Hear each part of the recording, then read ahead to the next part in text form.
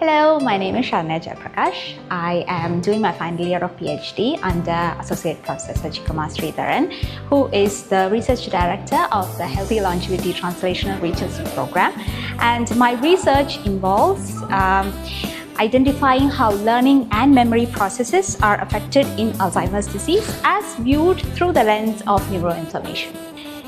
My background is in clinical medicine, so I was working as emergency medicine physician, and so a lot of the bedside techniques were new to me when I first started in research.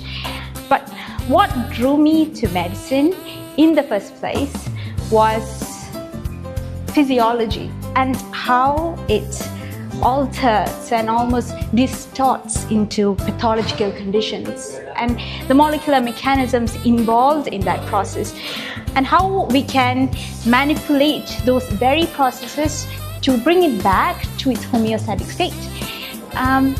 So my perspective on how I view research has been shaped by my clinical background.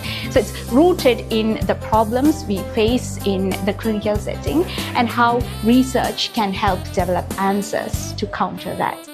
The story of Alzheimer's disease is a very old one, more than a century now, in fact.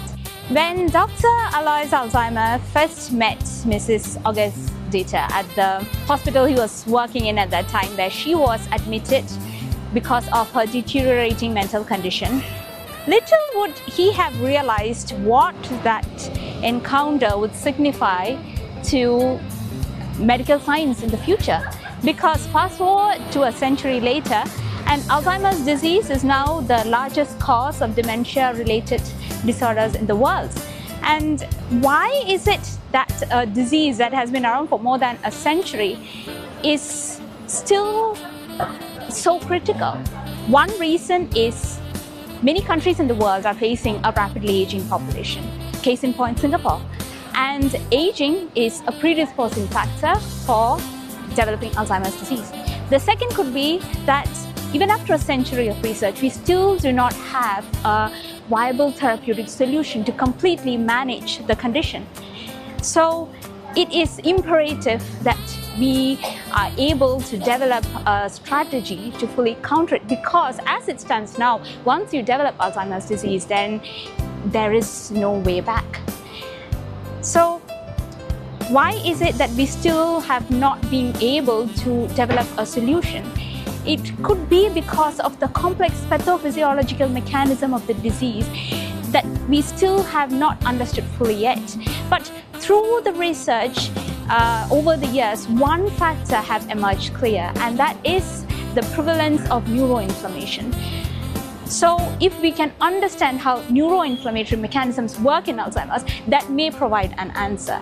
And for that, we need to understand the agents and elements guiding that process, and that will be cytokines, chemokines, and their receptors. So there is one chemokine receptor that has gained attention during the recent years because of its effect in learning and memory in other neuropathological states. But its effect in Alzheimer's is still quite obscure, and that is CCR5. So if we can understand how CCR5 affects learning and memory processes in Alzheimer's, that may help us bring us closer to a solution. Now, to understand learning and memory processes, what do we do? And for that, we need to understand the concept of synaptic and associative plasticity. Now, simply put, synaptic plasticity is the ability of neurons to change, to alter, depending upon their activity levels. They are dynamic structures. And associative plasticity is the ability we have to link weak and strong memory together. So using a combination of field electrophysiology, molecular techniques, and behavioral studies, in my research project, I aim to understand how synaptic and associative plasticity is affected in Alzheimer's disease, and whether CCR5 have any role in modulating these processes. This would help us develop a therapeutic solution via using CCR5 as a mediator. One of the most rewarding moments of research is when you hit upon that elusive finding or results that will help explain your research story. And the second most fulfilling moment is when you get an opportunity to present your research to your peers. So the feedback and comments you get can really shape how your story turns out. For me, I got such an opportunity at the recent Healthy Longevity and Medicine Singapore, Japan conference, where I was extremely fortunate to have been able to receive the Best Oral Presenter Award.